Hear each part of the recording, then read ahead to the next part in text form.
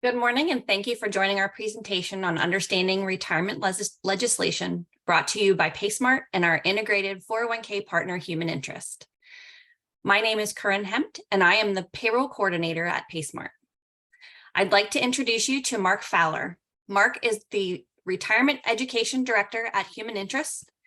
Human Interest provides clients with an affordable, full-service 401k and 403b solution that seeks to make it easy for small and medium-sized businesses to assist their employees with investing for retirement. Mark specializes in supporting partners and clients in understanding retirement plans, in particular the power of 401k and the relevant legislation that surrounds saving for retirement. After starting two small businesses in New York, Mark has a passion for how 401k plans can support the small and medium-sized business sector. With that, I'll hand it over to you, Mark. Well, thank you so much, Corinne. And it is honestly a real pleasure and privilege to be here with everybody. But I do not sit here alone. I am delighted to welcome in Nick. Nick, can you just come in and introduce exactly what it is you do and, why it's so important to have you on the call with me? Absolutely. Yeah. So my name is Nick Munyat. I am the local partner account manager for Human Interest. And so what that means is that I'm local to you and I work directly with Corinne and Jess and all the folks over at PaySmart to ensure that you are both offered an integrated 401k product, 403b product, as well as to offer support. So we are here, we're local, we are here to support you and your business as you continue to grow and add this valuable product. Yeah, absolutely. And what's so special is that Nick actually lives, works, lives and breathes the local area. So, he's great for all the detail, the follow-up, etc., because he is literally in your area. So that said, let's talk about the webinar just in general. Everyone attending is in what we call listen only mode because we're at the webinar settings right now, which means you will not be on camera and you will be muted, but that doesn't mean you can't communicate with Nick, myself, and the rest of the team here. Please use the Q&A function. So as we're going through the webinar, if there's something you want more information on, or you just generally have a question, feel free to drop it into there. But also, if you have a comment or a thought and you'd like to share that with Nick and myself, please drop it in the Q&A as well. Just because it doesn't end in a question mark doesn't mean we don't see it. So feel free to communicate with us using that Q&A function.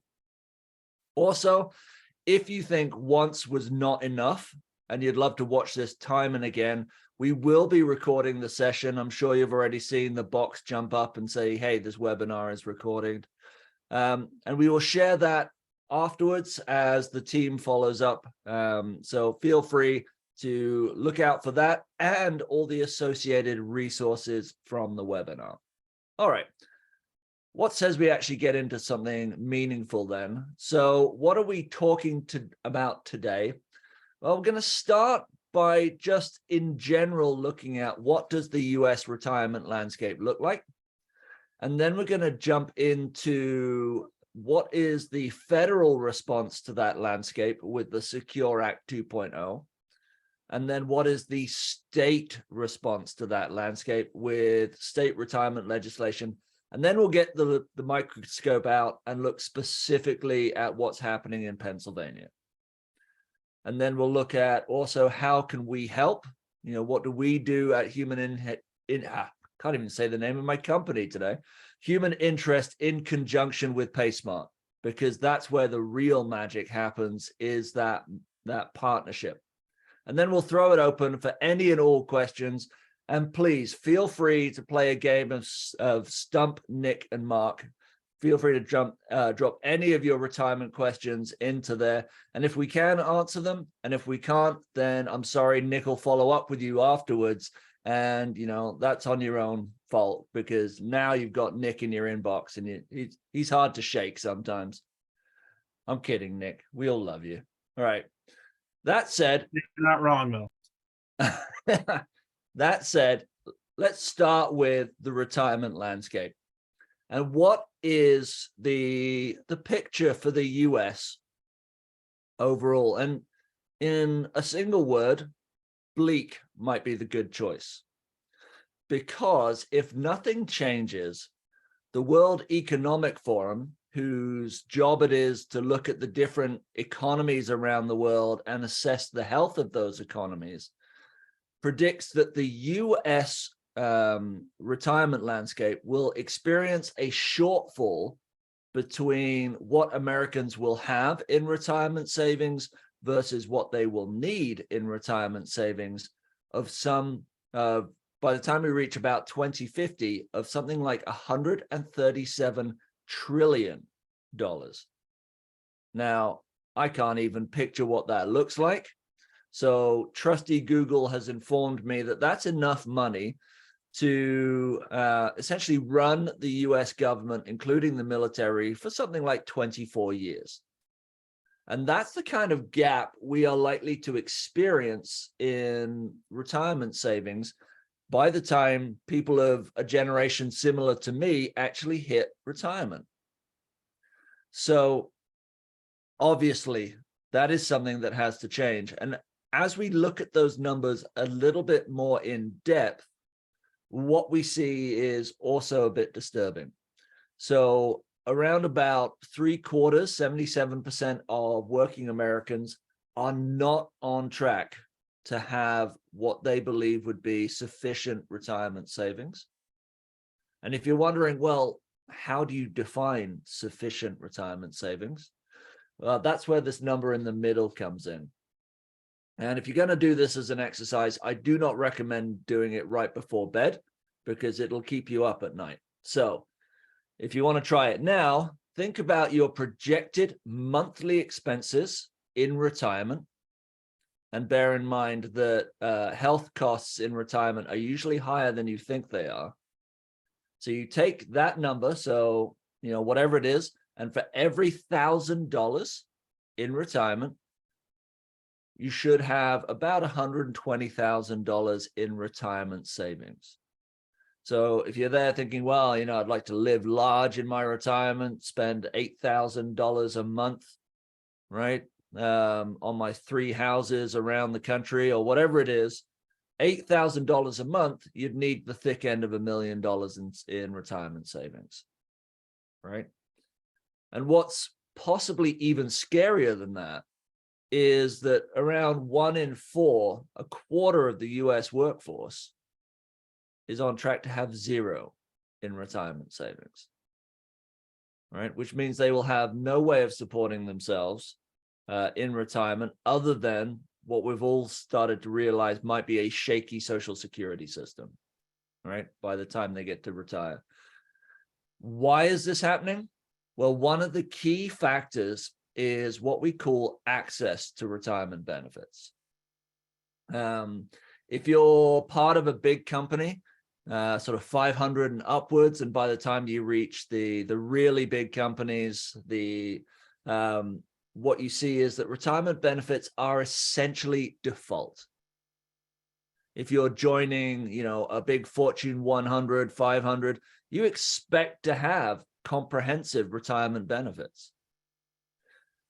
And as we come down the size scale to smaller and smaller businesses, we see that, you know, by the time we get to less than 50 employees, less than half the time the company's even offering a retirement benefit, let alone thinking about the quality of that retirement benefit, or even the fact that then people get to choose whether they go in or not.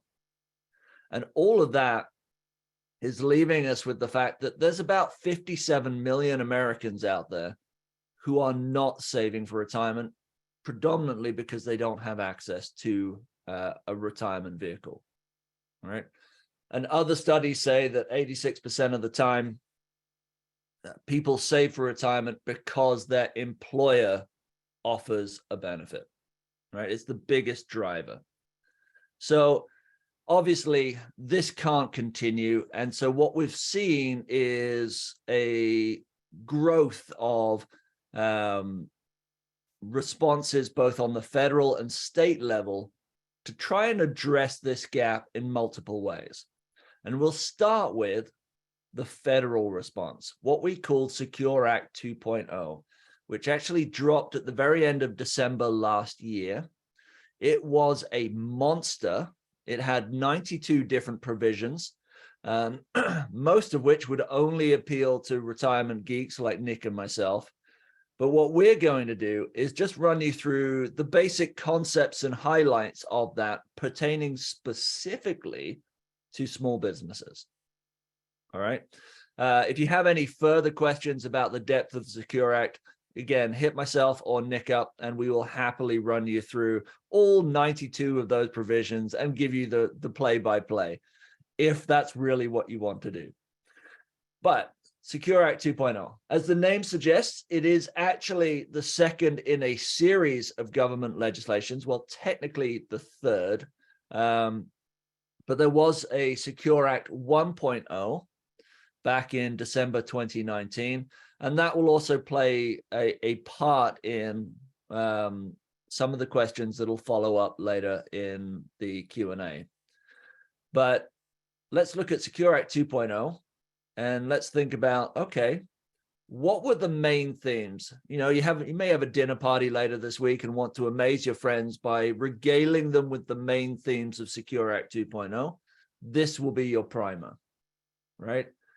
First, and probably the biggest thing, is that the government has really leaned into incentivizing small businesses to offer retirement plans. It did it partly in 2019 in the first version of Secure Act, but this one has come in and really stepped up the game. It also has overall promoted people saving for retirement earlier, obviously, bigger window there for compounding interest, which is really the big benefit of saving for retirement. And for those who are beginning to approach retirement age, there is more flexibility in how you save and when you save and how much you can save. And then also, partly probably as a response to lessons learned during the pandemic, but the government is now giving more flexibility about how people can access some of the capital in their retirement savings in times of hardship. So, you know, if you're struggling to pay the rent, or you need to do emergency repairs on your primary residence, or you're having to pivot your career and re-educate yourself in a new direction, all of these things now, there are increased flexibility, reduced penalties in being able to access some of your retirement capital. All right. So those are the sort of overall themes that we took out of those 92 provisions. But I think what we really want to do is drop in on that first one and examine that, because that's the really fun stuff. So here we go. Predominantly, the government is leaning in to that gap in the market that we saw on that chart, the 50 and below companies, 50 employees and below companies. They also have a lot of these incentives available from 51 to 100 employees, but at a sliding scale. And depending on where you sit, if you want to find out how much is available for you, again, Nick is probably a great resource to tap on the shoulder and have a conversation with. That said, what has Secure Act 2.0 done? Well, first of all, in 2019, the government said, hey, we will offer you a tax credit of 50% of the startup and administrative costs of a new plan for the first 3 years. And then they sat back and watched what happened. And honestly, for them, it wasn't enough. So they've stepped in this time and said, hey, actually, we're going to double that now. It's going to be up to 100% of the administrative and startup costs for a brand new plan for the first 3 years, up to a cap of $5,000. Now, all of that is dependent on your balance of non-highly compensated employees versus highly compensated employees, but potentially you could run a brand new retirement benefit for $0 overall for the first 3 years. Right. which obviously is a huge, huge bonus. On top of that, though, this version of the Secure Act has brought in something really kind of interesting, which is what we call the employer contribution tax credit, right? And in this, what they've said is, hey, if you are, as an employer, making contributions into your employee retirement accounts, we will give you a matching tax credit of up to $1,000 per participant for each of those participants making less than $100,000, right? And this is actually on top of the fact that any of those contributions up to 25% of your payroll expense is tax deductible at the same time. So right there is a huge, huge incentive for any company looking to shelter a lot of its income from taxes in being able to reward their employees with contributions. So, you know, that is net new since December last year. So if you're looking at that going, oh, I'm struggling to picture it, then don't worry, we've got you. So Nick, I'm going to ask you a couple of questions first. What's your favorite color, my friend? Blue. Oh, good, because you're in front of a big blue background, so that tracks. And You give me an would- animal. The zebra. Blue Zebra. So Nick and I, a few years back, we started a company called Blue Zebra LLC. And we are now up to having 30 employees in our fabulous company. And we want to show how much we appreciate them. So we're going to start a 401k for them in 2023. We want to sort of work on retaining and attracting the best talent. So we're going to really install a premium 401k plan, right? And for that, we're estimating that for our 30 employees, the overall cost each year for the years 1, 2, and 3 will be around $4,000 for administrating and starting up the plan. We also want to reward our employees by giving them what we call a non-elective contribution. So we're giving them all $1,000 back into their retirement accounts. And of our 30, 25 employees make less than 100,000. And we're also going to engage auto enroll. And so how do the tax credits stack up? So let's jump in and see if we'll make our CFO happy, Nick. So first of all, the startup tax credits for the first 3 years. So there's that $4,000 back in tax credits in years 1, 2, and 3. Then, and this is where it really starts adding up, the employer contribution credit. So for years 1 and 2, we access 100% of that tax credit. So there's $25,000. Remember, $1,000 for each of those 25 employees below 100K. And then it's still available in years 3, 4, and 5, but in 75%, 50%, 25% increments. And then it's phased out years 6 and beyond. And then, because we engaged auto enroll at the same time, there's an additional tax credit for that of $500, again, for the first 3 years. So right there, if you're trying to work out how much that totals to, I'll save you the hassle. $101,000, right? That is the potential in tax credits that's available in that particular situation we have at Blue Zebra LLC, right? So, you know, that is significant, and the government is hoping that it's really going to inspire a new wave of small businesses starting retirement benefits. That said, federal government are not the only ones to weigh in on this topic. We're also looking at the state response. And in many ways, the states were the first people to respond.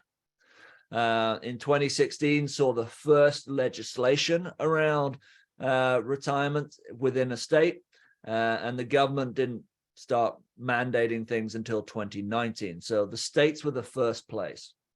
And what's happening is the states are looking and going, okay, if we don't do anything, we're going to have generations of retirees within our borders that won't be able to afford to retire. So they'll either be reliant on Social Security and therefore not be able to have much discretionary income, or they won't be able to actually leave the workforce. And so we'll stop, we'll take up positions that the new talent we'd want them to be taking as well. So it will have a couple of depressive effects on the local economy. So what they're doing now is saying, hey, what we are going to do is require people within the state to connect their employees to a retirement benefit. And as we are requiring that, we need to give them a good option that they can default to or choose a different option. So what they're doing is creating a state-run plan and saying, okay, you can either connect to our state-sponsored plan, or you can have a benefit from a third-party provider like Human Interest. But the one thing you cannot continue to do is offer no retirement benefits to your employees. And as we said, this is a state-by-state thing. So what we're seeing is a patchwork sort of wave of this across the country. And, within this, what we're seeing is, different states are at different levels.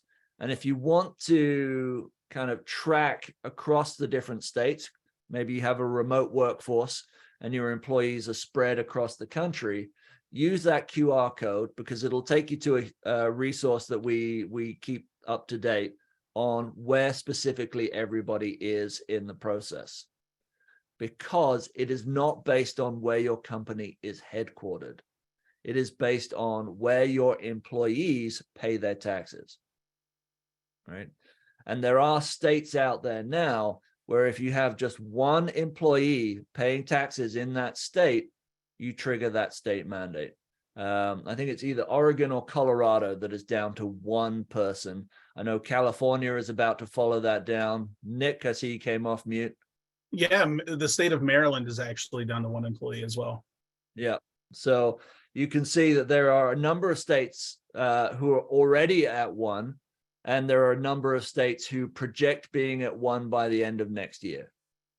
Right. So bear that in mind. And again, we have that resource for you. If you want to find out where the specific states are, or if you want to do it the easy way, talk to Nick. All right. He'll take care of the details for you. I'm signing you up for everything, by the way, Nick. Like if you're not going to come on and talk, I'm just going to keep saying, yeah, Nick will do it. So, all right. So what in general do state mandates look like? Well, typically they're what's known as an auto IRA, which is an auto enrollment Roth IRA typically. And what a Roth IRA, if you're not familiar with the word Roth, it is after tax contributions, right? So tax is taken out first and then it goes into the retirement account. They have lower annual limits than, say, a 401k or some of the simple or SEP IRAs. So you can see there that the 6,500 is the contribution limit for a state-run plan typically, unless you're over 50, in which case it bumps up to 7,500. And you can see that in comparison with what, say, a 401k can do. And then the 401k has the capacity to receive employer contributions on top of the 22,500 or 30,000 in addition. So there's that. States will start imposing deadlines of compliance of saying, hey, you either have to sign up for our program by this deadline, or you have to submit proof of having a third-party retirement benefit, again, like Human Interest. You just have to submit a document into their portal, and then that exempts you from the state mandate.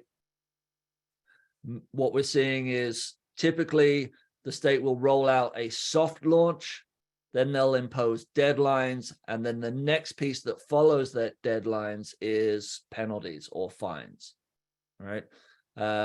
Illinois was the very first one to start dropping those fines. California's on process for that.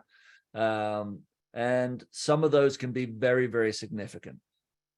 And then the other part of this is, and worth mentioning, the state-run plans. I believe every single one of them so far is free to join because they are requiring it. So they're thinking, well, it's sort of unfair to require you to spend money. So it's free to join, but it is not free of administrative responsibility. And that's the piece we want to look at right now, is because they are very rarely integrated or have the possibility of integration, then a lot of the administrative duties with a state-run plan are going to be manual. And so what you have to do is every pay period, you have to make sure you have filed the contributions and send all those file listings into the plan in a timely manner, right? Typically, it's something like 7 days. You also have to make sure that the company's bank accounts are obviously debited correctly. And then on top of that, every time an employee changes their contribution amounts or decides to opt out of the program or becomes eligible because you've just hired them and they have met whatever eligibility requirements are set up, or they are terminated from the company. In every one of those situations, you would have to make sure that that is quickly and accurately reflected with the state program. And what we see is that is typically not only just an administrative burden, but also a source of errors. And fixing those errors can be a real challenge. Many of the state programs are actually run by a team that reports up to the DMV. Right? It sounds like a joke, and I promise you it's not. So if you have to fix an error, imagine having to call into the DMV hotline and working with that customer service to get it fixed. And we have seen folks on calls for up to 2 hours trying to fix that. So bear that in mind. So yes, financially it's free. Administratively, you'd have to factor in a cost of, probably a couple of hours every week or every other week, every time you do a payroll, of making sure that everything is correct and in the right place. If you want to contrast that by what else is out there, one of the things you really want to look at is integrations. And that's where Human Interest and PaySmart has really sort of set the standard, because everything that you would be required to do in terms of making sure all the details are with the plan happens automatically. And that's my patented word, by the way, automagically. Also, any of the compliance communications with the employees or with the Department of Labor can also happen in the background. So the administrative burden is, I can't say non-existent, but it's very, very light, right? And so that is the contrast that we have. And remember that the government is essentially paying you right now to start these plans. So bear that in mind as you're making your sort of thoughts on which way should we go, right? That then brings us to Pennsylvania specifically. And this is, Nick, I want to use some of your local knowledge on this. Where does it currently sit at the House of Representatives? Yeah, so the state house has passed a bill that would create the Keystone Safes program, which would be Pennsylvania's version of the state mandate. It's currently sitting with the Senate Finance Committee. It's anticipated to move through relatively quickly. Getting through the House was kind of the biggest challenge. And obviously Governor Shapiro is very, very strongly in favor of this legislation. So it's anticipated that when it gets to his desk, it will be signed. Yeah. And then as soon as it's signed, we can start the stopwatch, right? Because at that point, we are essentially going to start triggering some of these deadlines that you see at the bottom of the screen here. But before we jump into that, it will be automatic enrollment. So if you're not sure what that is, it is probably the biggest lever the government and any retirement benefit provider has to driving participation. Typically, historically, what's happened is an employer offers a retirement benefit and says, hey, employees, we've got this wonderful thing for you. Raise your hand if you'd like to be a part of it. And industry-wide, we've seen participation rates hover around about 35%. So 1 in 3 employees was taking advantage of that retirement benefit. When you engage auto-enroll, people still retain the ability to say, hey, I don't want to be a part of it. But if they don't raise their hand and opt out of the plan, they are going to go straight into it by default, right? And so for those folks who just sort of let life happen, they would automatically be a part of the plan and start saving for retirement, right? And what that does is it changes the participation rates from that 1 in 3, 35%, and starts driving it up towards 85, potentially even 90%. So now almost 9 out of every 10 of the employees are actually taking advantage of the benefit, which is the whole point of offering it in the first place, right?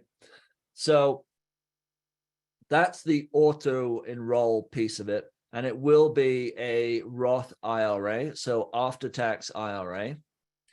And what we're seeing is that obviously the big companies will be expected to react first to this.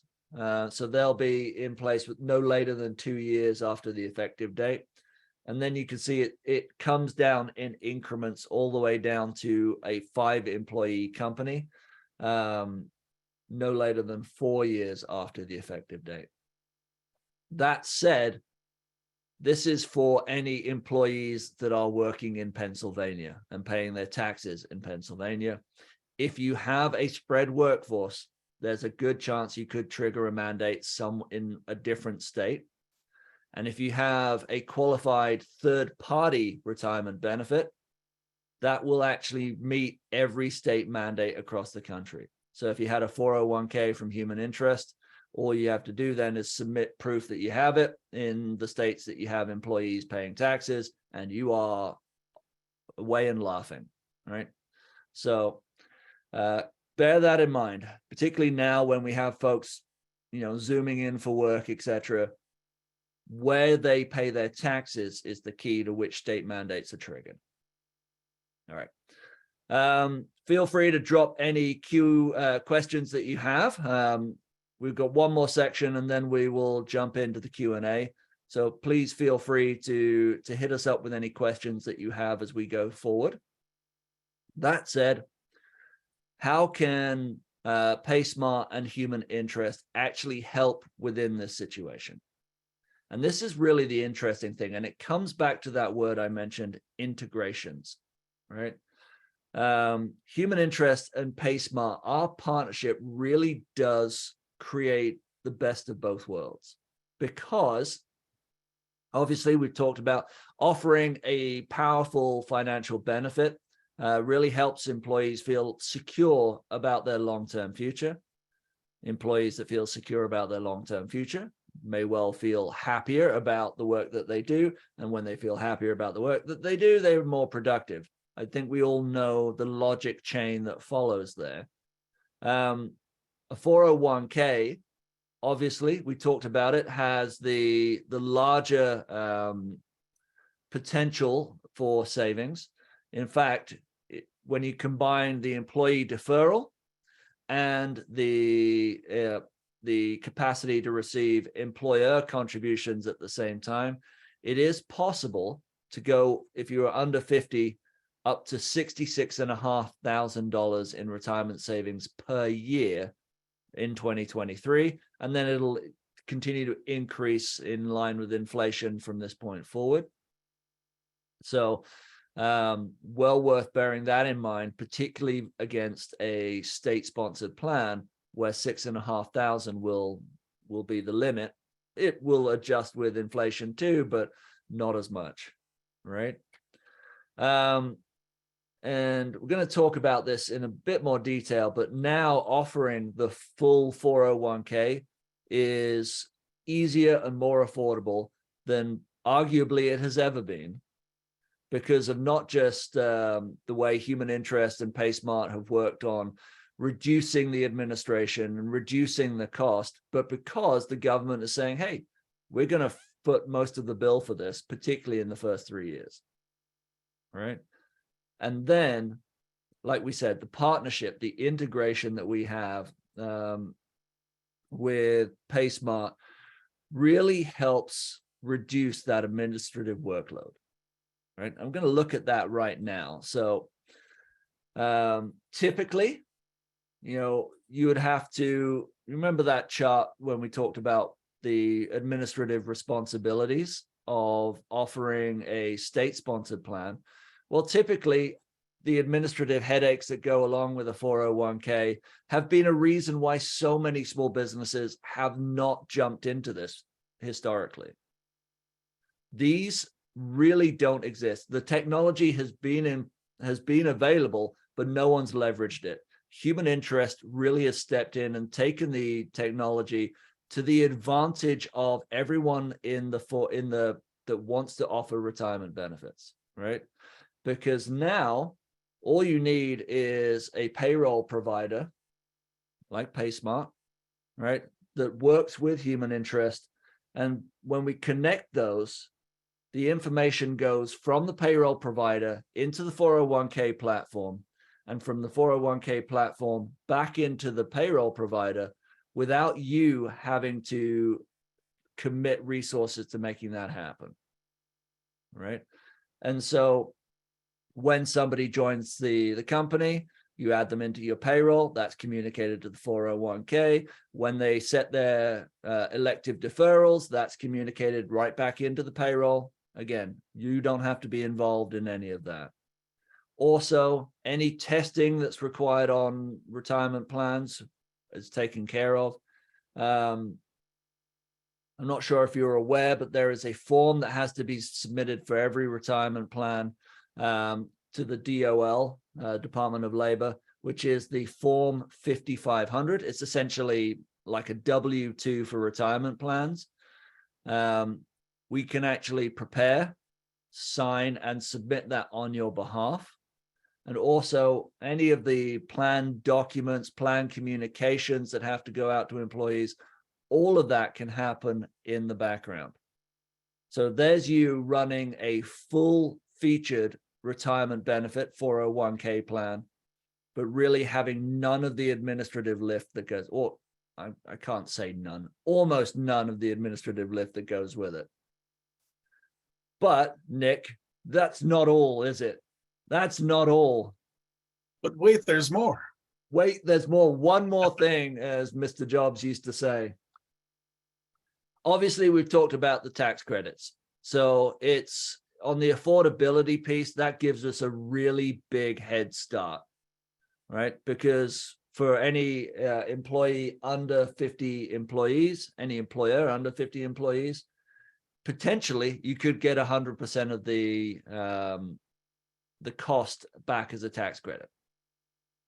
But there's more that Human Interest can offer with our partnership with PaySmart. Nick, do you want to kind of talk about these two? Sure. So there's obviously a cost associated with setting anything up, right? Building technology, et cetera.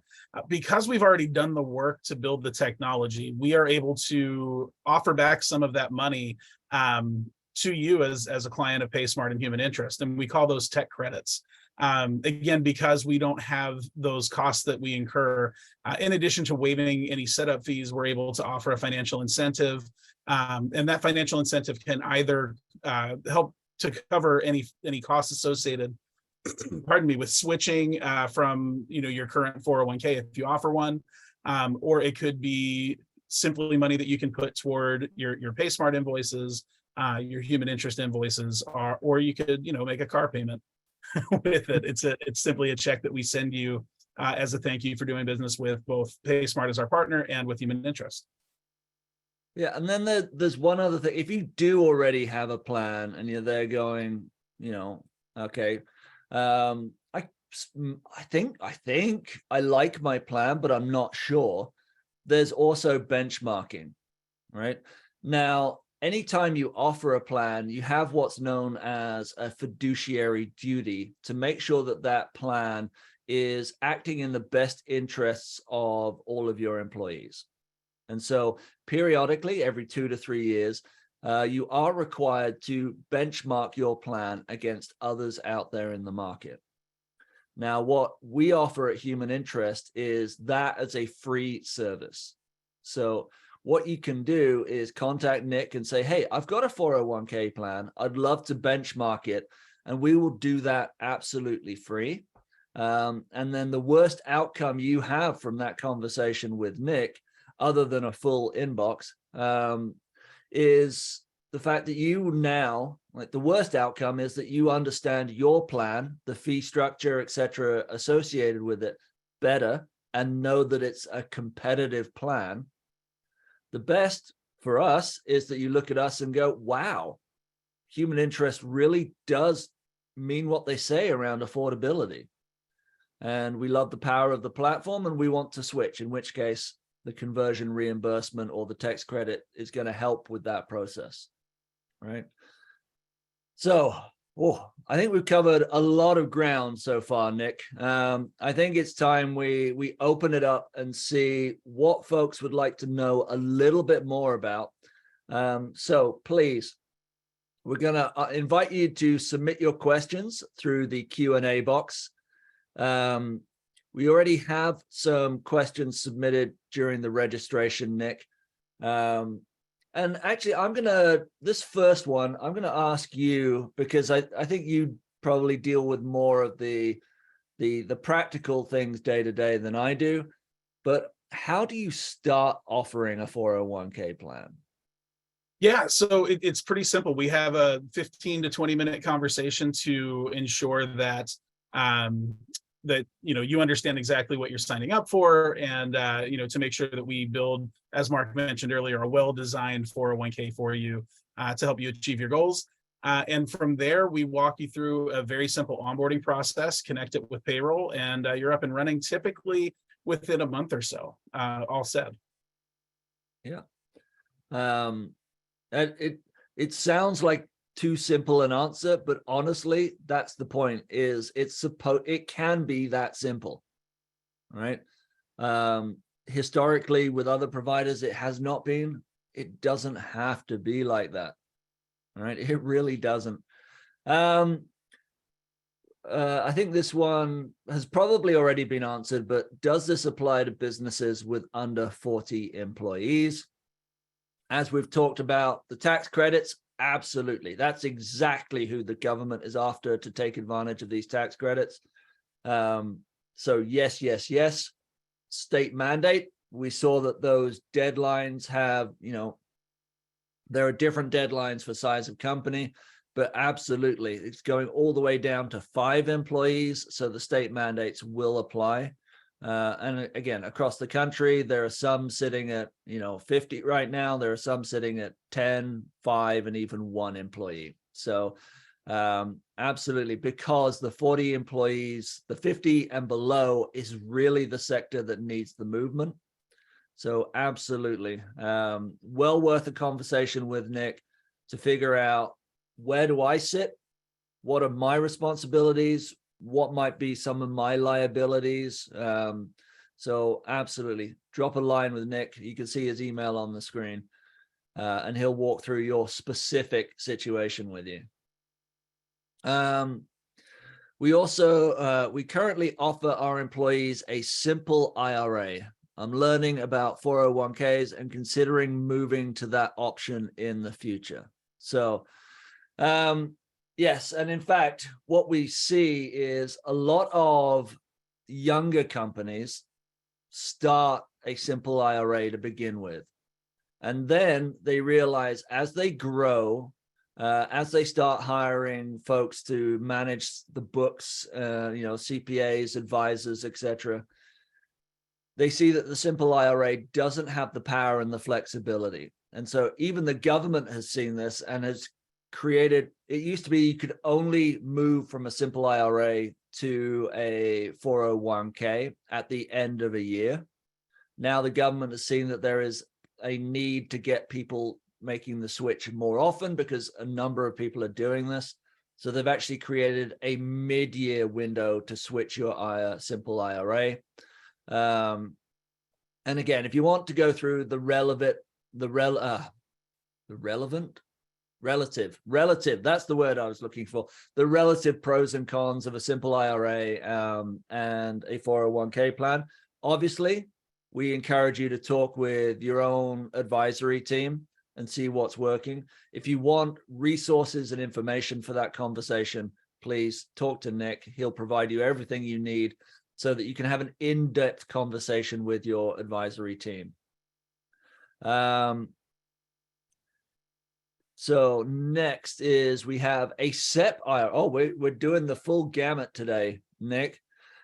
We have a SEP IRA that contributes 5% of wages after 1 year of employment. There is no employee contribution available. It then says, okay, question mark. So I'm assuming, is that okay? And the answer here is for several setups, a SEP IRA can be a good setup. The challenge comes is with a SEP IRA, there is, as you have rightly said, there is no employee contribution. So the onus falls entirely on the company to make those contributions, and everybody has to receive the same percentage, right? Which is great if everybody is a family member or everybody is an equal partner in the business. It starts to have some flexibility challenges if you want to bring in staff that would receive things at a different level, or staff the way you'd want them to power some of the contribution. Then the SEP IRA loses a little bit of its flexibility. So again, without knowing the specifics, and honestly, even if I did know the specifics, it wouldn't be my place to advise you on this. Again, we will point you towards a specific advisor to, manage this appropriately, but we can provide you with all the resources as to why a 401k can be a powerful replacement for a SEP if the SEP isn't right for you. I think I managed the language on that, right, Nick? I don't think that you will get any nasty letters from our compliance department. Okay, thank you. Like, I just live to make sure my legal team leaves me alone, right? That's my Christmas present every year. If you have employees and your family is your staff, can you still start up? Interesting question. I can't see any reason why not. Nick, your thoughts? Yeah, so one of the things that we see often is because the 401k is very flexible and powerful, it often is even a better situation for a company where the family, or pardon me, where the staff is almost entirely family, because it does afford you some additional flexibility with how contributions are made, how much is contributed to each individual family member / employee. So it's absolutely, it can apply for that situation. There's often, I guess a little bit of confusion because a 401k has traditionally been for larger businesses, right? It's from an access standpoint. This is no longer the case, and in fact, it can be extremely beneficial. And like Mark, I will defer to a financial advisor, and we're happy to make an introduction to one. But it can be a very powerful tool for a family-run business. Yeah, and Nick, I think you sort of lightly dropped into the conversation. Another great benefit about talking with you is if you're in a situation, and I remember back when I ran my own businesses, I didn't know what CPA to go talk to. I didn't know what financial advisor to go talk to. Obviously, both PaySmart and yourself have lots of contacts in the area and can recommend people that would fit exactly what that business needs. Is that safe to say? 100%. And I'm going to guess Corinne and Jess, you would probably agree with that as well, right? Okay. There's a lot of head nodding going on. I take that as a positive sign. So I think that actually has exhausted our supply of questions. So with that, I want to say from my perspective, it's again an absolute pleasure and privilege to be here. Again, just keeping my legal team happy. I'm just going to bring this up for a little moment. And just wanted to say thank you so much for anyone who's interested in learning more about retirement benefits. Again, there is a need out there for us to meet so that people can actually retire with dignity. And for anyone who's investigating how to do that, just want to applaud you and say thank you for doing what's needed. So Nick, any final words from you? No, again, thank you for attending. We're very excited about our partnership with with PaySmart. And we're excited to speak with you about any questions that you might have or to help you to set up this valuable benefit for your employees. Yeah, absolutely. Corinne, anything to close us out? Just like to say thank you for joining us today. If you have any questions about any of the information you've been given today, please reach out. We can get you in touch with Nick. And if you're in need of a financial advisor, we can help you there and with that as well. Yeah, absolutely. And if anyone's wondering where I make all my statistics up from, we also have a list of everywhere we refer to. So that will be submitted with the resources for the webinar. But ladies and gentlemen, again, thank you so much for joining us. It's been an absolute pleasure. Corinne, Jess, thank you for joining us on the call and welcoming us in so warmly. Thank you very much. Thank you, Mark.